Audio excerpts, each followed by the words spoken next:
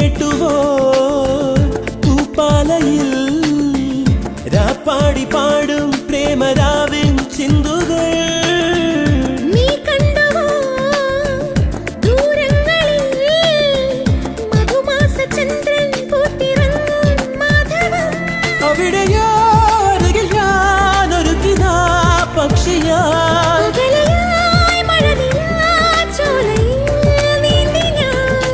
വിരഹമെന്ന പദമില്ല കവിതകളിൽ പിരിയുകയില്ലൊരു നിമിഷം